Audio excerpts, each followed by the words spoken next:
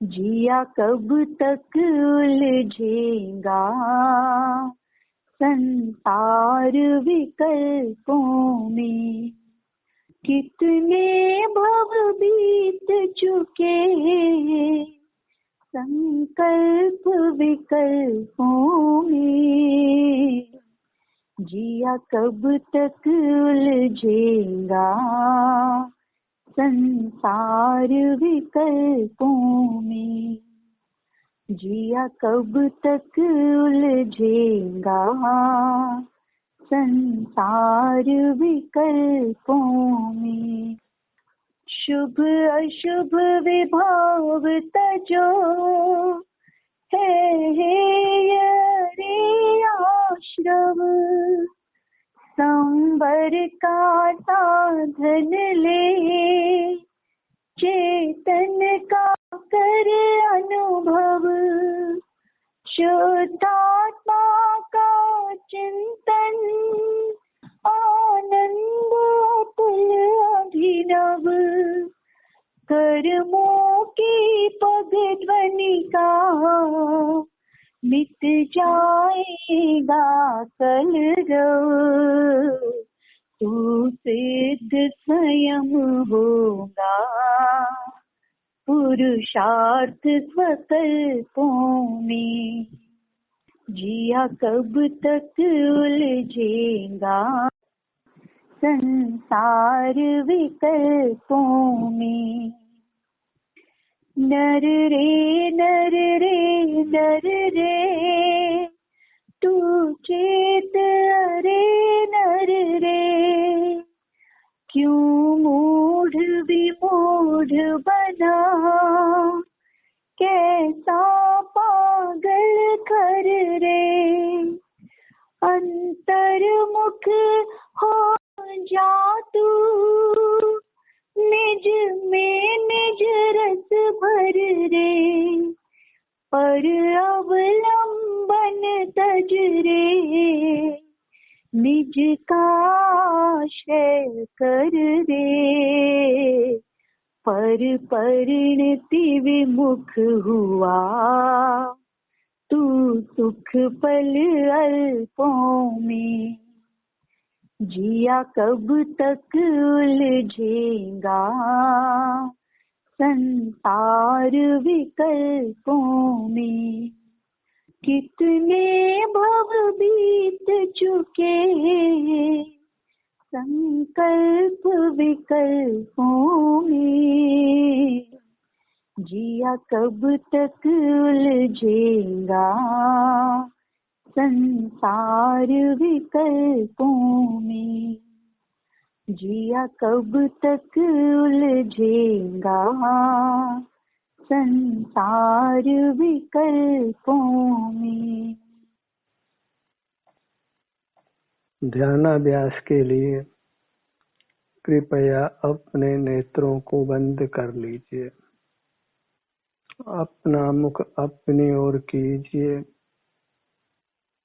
पूरे ब्रह्मांड में आपकी मूर्त ही एकमात्र सुखदाता है।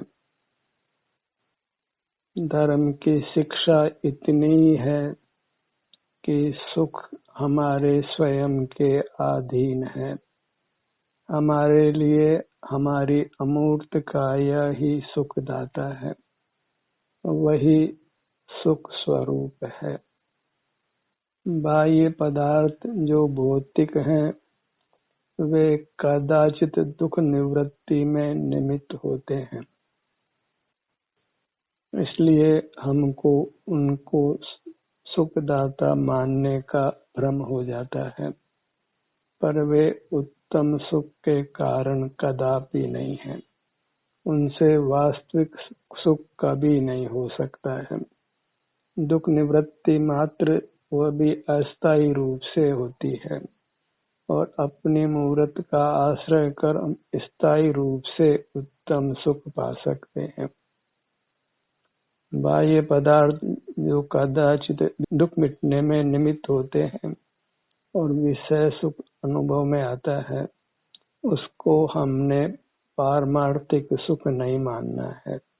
उनके निमित्त भौतिक साधनों को सुख का कारण नहीं मानना है।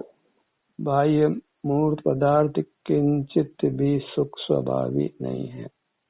वे सुख के कारण कैसे हो सकते हैं? फिर एक पदार्थ दूसरे पदार्थ के परिणाम का कर्ता कभी नहीं होता है। सब स्वयं ही अपने स्वभाव से परिणमन करते हैं। पर पदार्थों के आश्रित नहीं रहना है, पर पदार्थों के सन्मुख नहीं रहना है। अपनी मूर्त के सन्मुख रहकर हमको उत्तम सुख अनुभव में आता है, और उसी उत्तम सुख का अनुभव करने से कर्मों का नाश होता है और हम अल्पकाल में ही परमात्मा पद को पाते हैं। अपना मुख अपनी ओर करने मात्र से हम परमात्मा हूँ, इससे अधिक सुखद बात क्या हो सकती है। इतना सुगम मोक्ष का मार्ग है। सुखी होने का, परमात्मा होने का अत्यंत सुगम और संक्षिप्त मार्ग है कि हम अपनी मूर्त मात्र को सुखदाता माने, बाह्य पदार्थों को सुखदाता नहीं माने। भले बाह्य पदार्थ कदाचित अस्थायी रूप से दुख मिटने में निमित्त हो, विषय सुख भी अनुभव में आवे, तथापि उनके स्वरूप को अच्छी तरह जान लीजिए। मूर्त पदार्थ किंचित भी सुख स्वभावी नहीं है। उनमें स्पर्श हो, रस हो, गंध हो, वर्ण हो और आवाज हो, तथापि सुख नहीं है। सुख हमें अपने में ही होता है। अपने सिर से पैरों तक अपना विस्तार है। इस मूर्त शरीर में हमारा अमूर्त शरीर है। उसी को शास्त्रीय भाषा में आत्मा कहते हैं और उसी को परमात्मा माना गया है। जो कर्मों से मुक्त हो गए हैं उनको हम परमात्मा रूप से स्वीकार करते हैं, पर अपने अंतरंग मूर्त व पारमार्थिक परमात्मा है। उसमें और परमात्मा में कुछ भी अंतर नहीं है। पर परमात्मा तो हमारे सुख के दाता नहीं है और हमारी मूर्त वह सुख दाता है। इसलिए हमें संपूर्ण रूप से अपनी चिन्ह मूर्त को अपनाना है। इसी के सन्मुख रहकर उत्तम सुख भोगना है और अल्पकाल में ही हमको परमात्मा हो जाना है। परमात्मा होने में देर लगाना योग्य नहीं है। काम तो इतना ही करना है कि हम नेत्रों को बंद करें और अंतर्दृष्टि कर सिर से पैरों तक अपने इस परमात्मा मूर्ति के सन्मुख रहें, तो आपको पारमार्थिक सुख मिलता है, उत्तम सुख मिलता है। निराकुलता होती है, वीतरागता होती है। आपका जीवन धन्य हो जाता है। आप उत्तम स्वास्थ्य को पाते हैं। इसी से पाप प्रकृतियां भी संक्रमित होकर पुण्य रूप हो जाती हैं। शरीर में वेदना नहीं हो तो हम सुख से अपने सन्मुख रहकर मोक्ष को पा सकते हैं। इस प्रकार अपना मुख अपनी ओर करने से हम सर्व प्रकार से सुख को पाते हैं। तो अपने मूर्त को पूरा पूरा उपयोग में लीजिए। इससे परमात्मा सुख पा लेना है। तो बाह्य पदार्थों से तो सुख पाना संभव नहीं है, और जो दुख की तात्कालिक निवृत्ति है वही फिर कालांतर में भारी दुख में परिवर्तित हो जाती है। इसलिए हमें बाह्य पदार्थों का विश्वास नहीं करना है, भौतिक जगत का विश्वास नहीं करना है। जो पुद्गल का विश्वास करते आए हैं उसी से हम दुख पा रहे हैं। अच्छी तरह जांच लीजिए, पुद्गल सुख स्वभावी नहीं है। किसी पुद्गल को किंचित भी सुख दुख नहीं होता है। सुख हमारी मूर्त में ही होता है। सुख जीव का स्वभाव है। हम जीव हैं और प्राप्त मूर्त शरीर के बराबर हमारा अमूर्त शरीर है। हमारा आकार है, उसी के समान हमारे अंगोपांग हैं जो हमें अनुभव में आते हैं। पूरी मूर्त ही हमारे को संवेदन गोचर होती है, तो इसका संवेदन कर हमको परमात्मा हो जाना है। और इसके लिए बहुत आगम ज्ञान की आवश्यकता नहीं है। बहुत धार्मिक क्रिया कांडों को करने की आवश्यकता भी नहीं है, क्योंकि उनमें तो हमको बहिर्मुख रहना होता है और मोक्ष मार्ग अंतर्मुख रहने रूप है। क्योंकि आनंद दाता अंतर में है, बाहर नहीं है। हम बाहर नहीं है, हम में ही है। सिर से पैरों तक ही हमारा स्वरूप है। यही आनंद दाता है। इसी की भक्ति में लीन रहना है।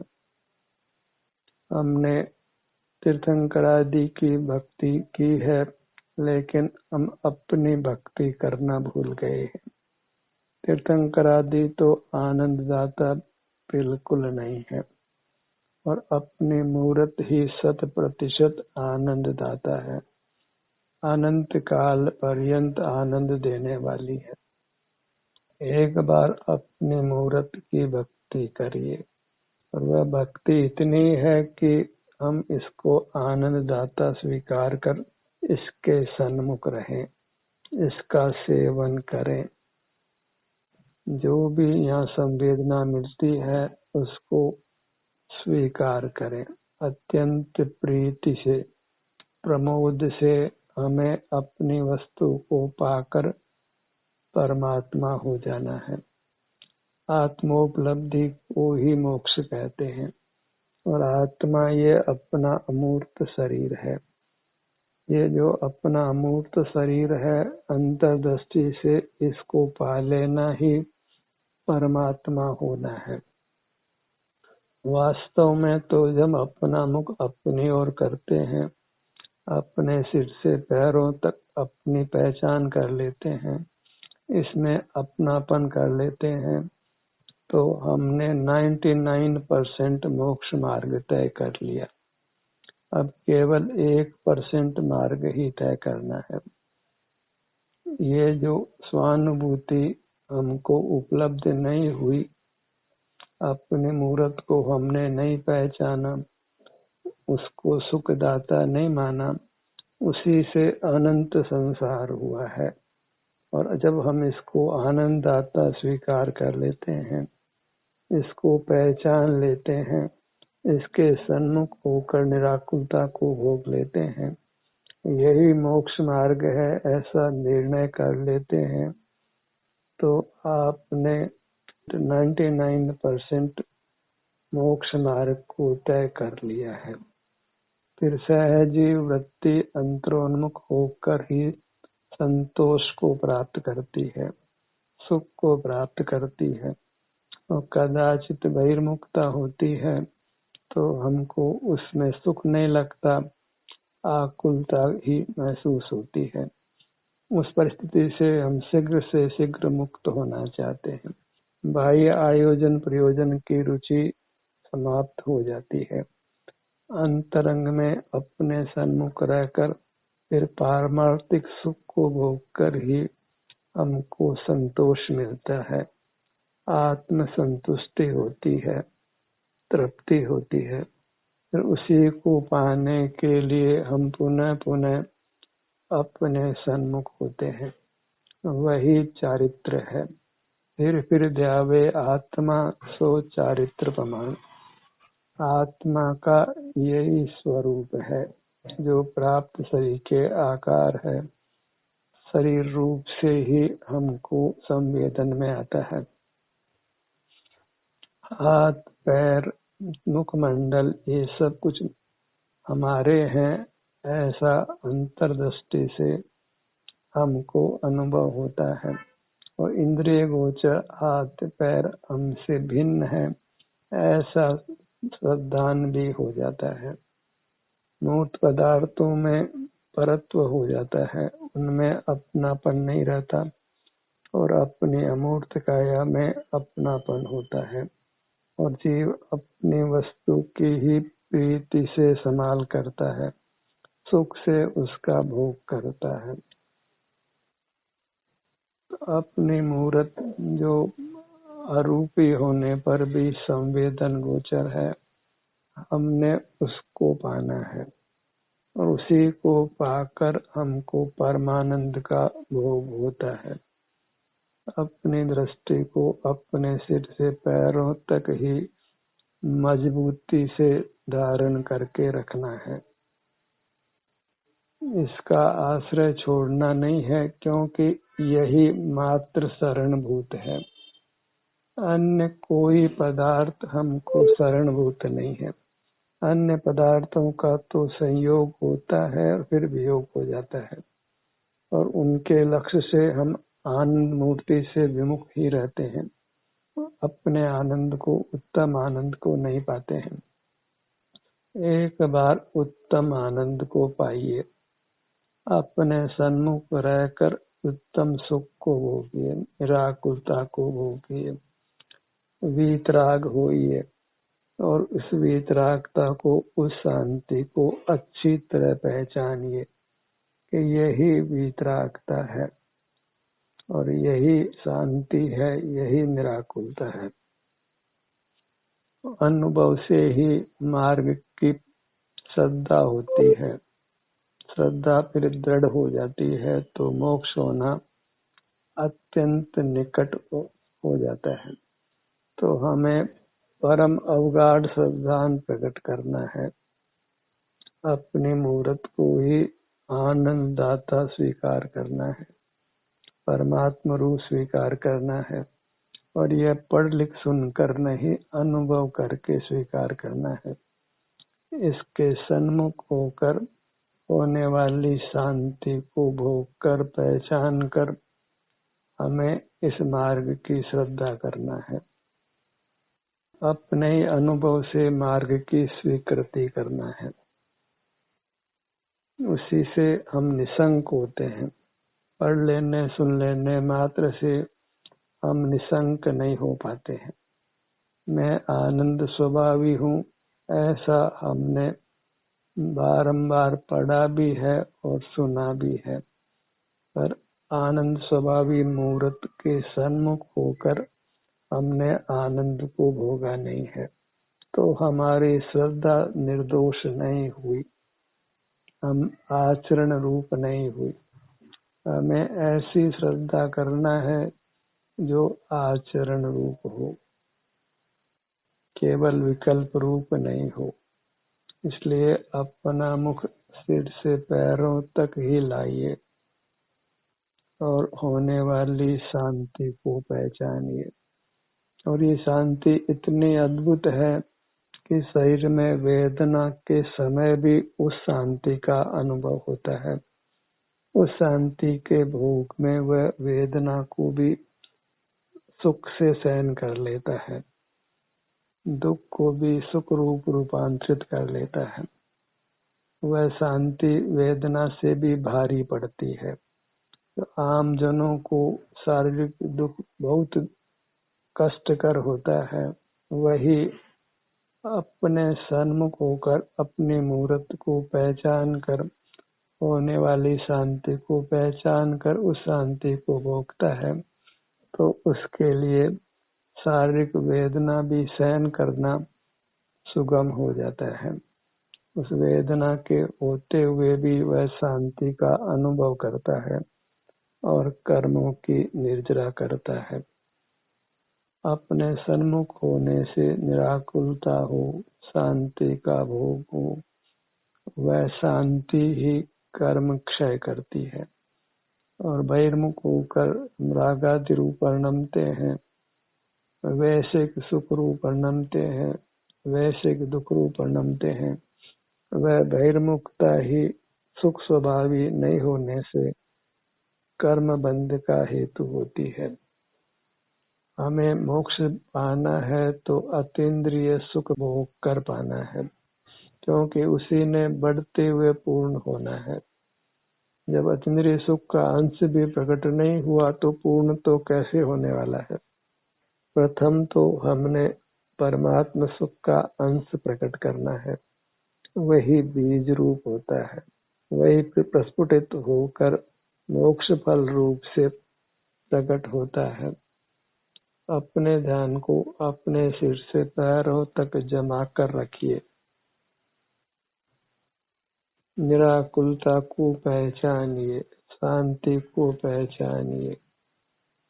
कुछ सुखद अनुभूति आपको हो तो उस सुखद अनुभूति के बल पर ही आपको इस मार्ग की श्रद्धा होगी। फिर स्वतः ही आप उस उत्तम सुख को पाने के लिए नेत्र बंद कर अपने सिर से पैरों तक ही बने रहने का प्रयत्न करेंगे। उसी उत्तम सुख को भोगते हुए रहेंगे, वीतराग रहेंगे, निराकुल रहेंगे। अपने ध्यान को अपने सिर के भाग पर लाइए।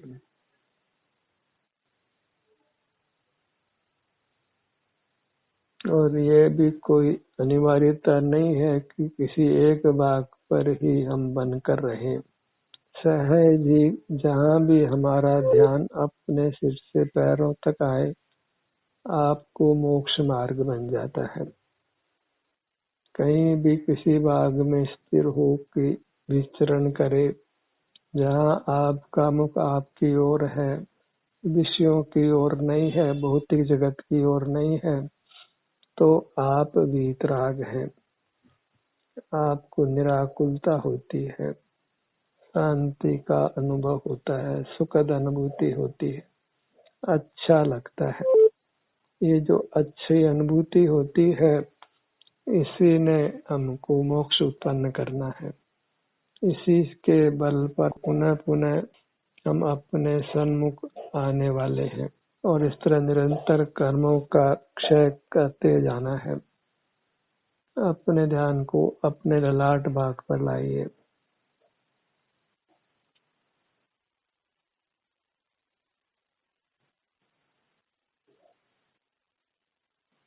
एक बार आप इस प्रकार निराकुलता को भोग लेते हैं, उत्तम सुख को भोग लेते हैं, तो फिर आप स्वाधीन पने ही इस काम को करते हुए परमात्मा दशा को पालेंगे।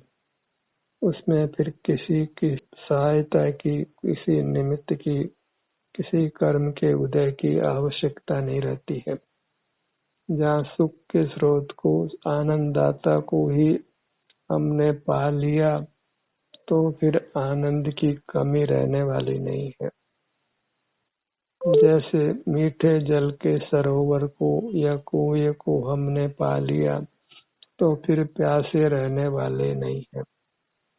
ऐसे ही जहाँ हमने अपने मूर्त को पा लिया जो अरूपी है, तो फिर हम अब सुख से रहित रहने वाले नहीं है, फिर दुख रहने वाला नहीं है, फिर अत्यंत तृप्ति ही होने वाली है।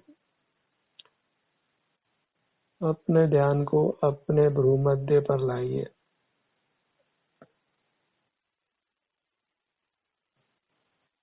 अपनी काया भले ही सीमा सहित है, तथापि असीम सुख स्वरूप है।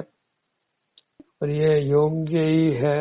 यदि हमारी मूर्त अनंत प्रदेशी होती तो फिर अनंत का ग्रहण करना संभव नहीं होता, क्योंकि अनंत का तो अंत ही नहीं आता, तो संपूर्ण काया का संवेदन नहीं हो पाता, तो फिर मोक्ष भी नहीं होता।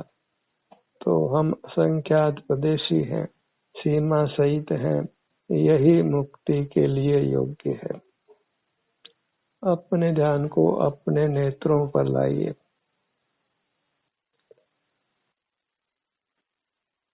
दायां नेत्र, दायां नेत्र, आप पाएंगे कि आप अपने ध्यान को किसी भी भाग पर लाते हैं तो आप वीतराग रहते हैं, निराकुल रहते हैं, आपको सुखद अनुभूति ही होती है, शांति का ही अनुभव होता है। इस प्रकार आपकी मूर्त का हर भाग, हर अंग आनंद दाता ही है, आपको वीतराग करता है, निराकुल करता है, सुख का अनुभव कराता है और उत्तम सुख का अनुभव कराता है। यह कोई तात्कालिक दुख निवृत्ति का उपाय नहीं है, कुछ तात्कालिक विषय भोगने जैसा भी नहीं है। इसने स्थायी रूप से बने रहना है, अनंत काल तक इस सुख शांति में बने रहना है। अपने ध्यान को अपने कानों के भाग पर लाइए। यह तो भली प्रकार निर्णय कर लेना है कि देखने में, सुनने में, सूंघने में, चखने में, छूने में उत्तम सुख नहीं है, निराकुलता नहीं है, वास्तविक सुख का भोग नहीं है। केवल विषय सुख को पा लेना वह कोई सुख नहीं है। विषय सुख भी तब मिलता है जब उसके पूर्व में दुख हो, तो दुख निवृत्ति से सुख पाते हैं और वह सुख फिर दुख में बदलता है। ऐसे विषय सुख का क्या लाभ है जिसके आगे पीछे दुख ही हो। और विषय सुख वास्तविक सुख रूप नहीं होता है, उसमें केवल सुख का भ्रम होता है। सुख तो अपने सन्मुख होने से होता है, वही उत्तम सुख है, वास्तविक सुख है, परमात्मा सुख है। अपने ध्यान को अपनी नासिका पर लाइए।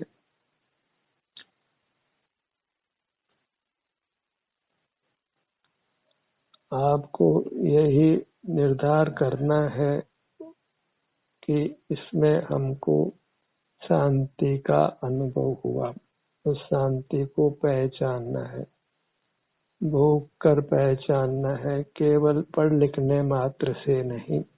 अपने सन्मुख ठहरिए, जब तक ठहरिए जब तक आपको सुख का श्रद्धान नहीं पैदा हो, शांति की पहचान नहीं हो। यहाँ शांति होती है, प्रारंभ में अल्प हो तो थोड़ा ठहरिए, इतना तो ठहरिए कि आपको उस शांति की पहचान हो सके, आपको अच्छा लगे, ऐसा तो निर्णय हो।